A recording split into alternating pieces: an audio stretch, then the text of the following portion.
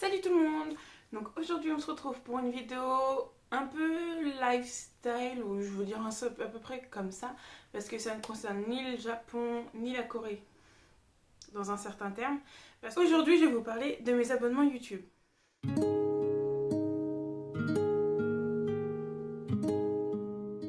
Mes abonnements YouTube sont, on va dire, rangés en 5 catégories. Vraiment j'ai genre 5 catégories et c'est tout. Donc je les ai toutes notées pour avoir les noms des chaînes et pas écorcher les noms. Je m'en excuse si je le fais quand même. J'ai pas grands abonnements parce que je fais souvent du tri. Mais voilà, donc dans les abonnements en fait on va avoir tout ce qui est jeux. Donc vraiment genre ça va être les rediffusions de live, les chaînes où vraiment les youtubeurs font que des jeux. Ensuite je vais avoir le divers. Alors divers j'ai fait cette catégorie là parce que c'est soit des catégories où je vais retrouver qu'un youtubeur ou un youtubeur qui fait plusieurs choses et donc je savais pas vraiment où le mettre. Donc c'est une catégorie un peu fourre-tout.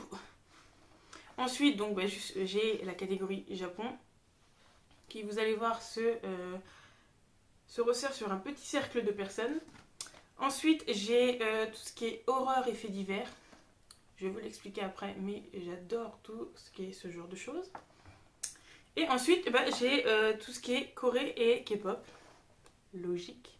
Et je pense que vous savez déjà ce qui va se retrouver dans cette catégorie-là. Donc, pour ce qui est donc de la catégorie jeux, c'est simple, j'ai donc Seros. Donc j'ai sa chaîne principale, mais j'ai aussi Seros VOD aussi. Je pioche un peu à droite à gauche, mais je vais mettre vraiment que Seros parce que c'est là où je regarde le plus de vidéos. Ensuite, donc j'ai la chaîne de Squeezie, donc Squeezie Gaming, et c'est ça, donc qui est toutes les rediffusions de ses lives. Et ce que je regarde le plus souvent, c'est le tribunal des bans. J'adore regarder ce genre de trucs.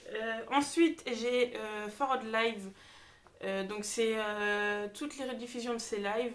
En ce moment, je regarde pas beaucoup, mais je pioche souvent dans les anciens lives ou quand il fait des jeux qui m'intéressent. Et ensuite, j'ai une chaîne beaucoup moins connue parce que c'est un ami à moi, la chaîne de Kawod, qui fait des jeux de F1 pour le moment. Donc ensuite, pour ce qui est de la catégorie divers. Alors voilà, comme je l'ai dit, c'est une catégorie un peu fourre-tout, mais je vais vous expliquer en fait ce que j'aime dans ces chaînes-là ou pourquoi j'aime ces chaînes-là.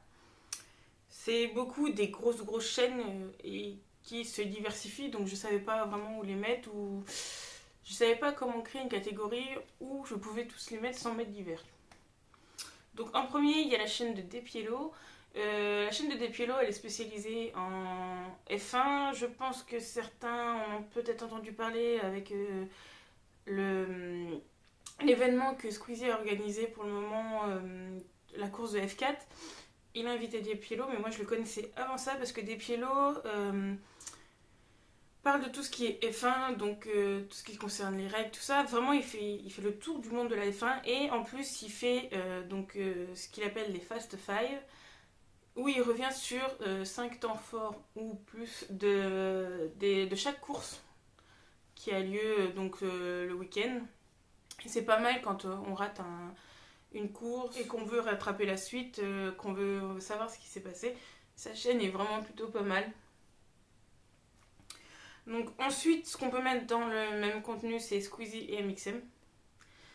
C'est deux grosses chaînes de youtubeurs qui au début avaient leur truc bien précis et puis maintenant voilà. Donc Squeezie, j'ai commencé à le suivre vraiment quand il faisait pour être plus précise, j'ai commencé à le suivre quand il avait son délire avec la lampe. Donc ça fait quand même un petit moment que je le suis et maintenant il a arrêté le jeu.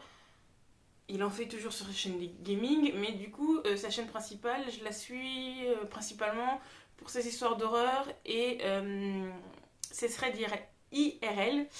Le dernier qui est sorti était vraiment pas mal et j'aime bien ce genre de concept-là. Ça rejoint un peu le concept horreur que j'aime bien sur YouTube.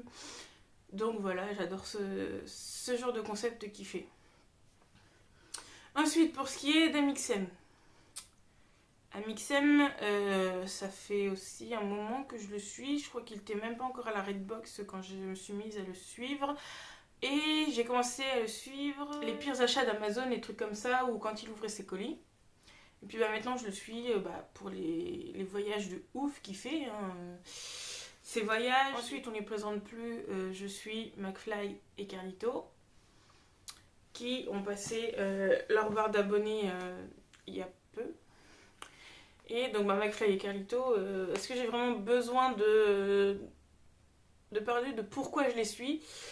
Tout simplement, ils me font rire, peu importe les vidéos, ils me font rire. Et puis ils ont beaucoup de projets. Bon, il y a leur tournée en ce moment, mais ils ont fait stand-up avec les invités. Je sais qu'il y avait Big Flo et Oli. J'ai pas envie de dire de bêtises, mais il devait y avoir Maxence aussi. Et c'est à peu près le cercle YouTube que tout le monde connaît. Et c'est des vidéos qui me font pas mal rire. Ensuite, il y a Octolady. Et là, autant dire qu'on passe dans une catégorie totalement différente en restant dans le divers. Parce que Octolady, elle parle tout simplement de Miraculous Ladybug. Et comme j'adore Miraculous, je la suis principalement pour le contenu Miraculous. Je regarde aussi les rediffusions de ses lives quand elle aimait. Et j'adore surtout quand elle fait ses vidéos de théorie sur Adrien Sentimonstre. Parce que j'étais pas du tout au courant de cette théorie. Et en fait, elle me l'a fait découvrir. Et j'ai totalement accroché. Je suis totalement d'accord avec elle maintenant. Mais je sais aussi qu'elle parle aussi beaucoup de Loki, de Marvel. Et j'ai pas envie de dire de bêtises, mais elle a plusieurs univers. Je pense que d'autres personnes sont abonnées à elle pour ces autres univers-là. Mais moi, je la suis principalement pour le contenu Miraculous. Ensuite, on a la chaîne de Louis, mais pas sa chaîne consacrée au Japon, sa chaîne, comme il le dit, lifestyle. C'est sa chaîne où il fait toutes les vidéos qui ne concernent pas le Japon. Ensuite, ce qui va dans la continuité de Squeezie, McFly et Carlito, j'ai Joeyka. Et Joeyka, c'est une chaîne que je suis parce que déjà il fait des vidéos pas mal. Il y a eu le lot, j'ai suivi l'avancée du lot. Et puis je sais pas, genre c'est un gars qui t'apporte le sourire en fait, il se prend pas la tête. Et il fait des vidéos et je sais pas, genre il ramène toujours le sourire, ou quand t'as pas le moral, tu regardes une vidéo de Joeyka et puis ça passe. Mais voilà, j'adore ces vidéos. Et en dernier dans la catégorie divers, je l'ai mis là-dessus, parce que sinon j'aurais dû faire une autre catégorie. Mais c'est la chaîne de Pareil d'un ami.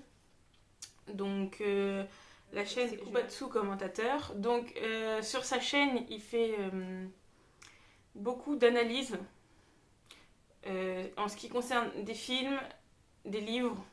C'est plutôt pas mal pour tout ce qui est ceux qui s'intéressent à la littérature, au cinéma.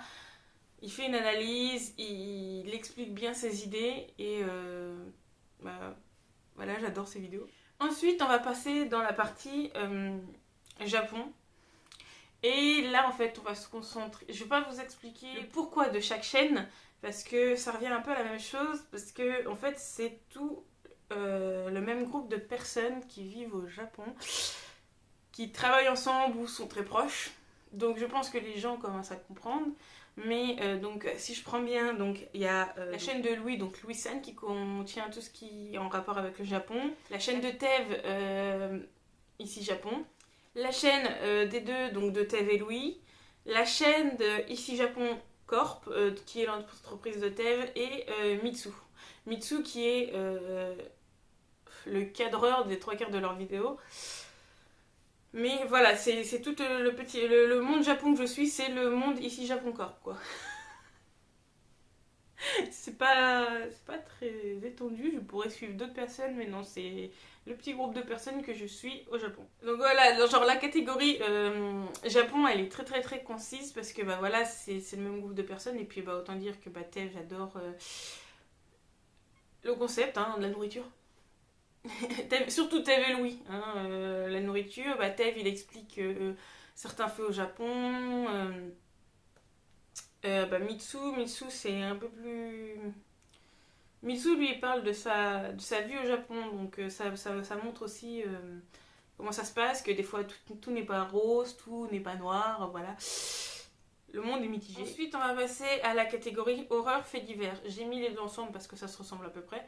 Et que les personnes, c'est pareil, c'est pas un même cercle de personnes, mais c'est des personnes qui parlent les unes des autres, des fois, et que je voyais bien les deux thèmes aller ensemble.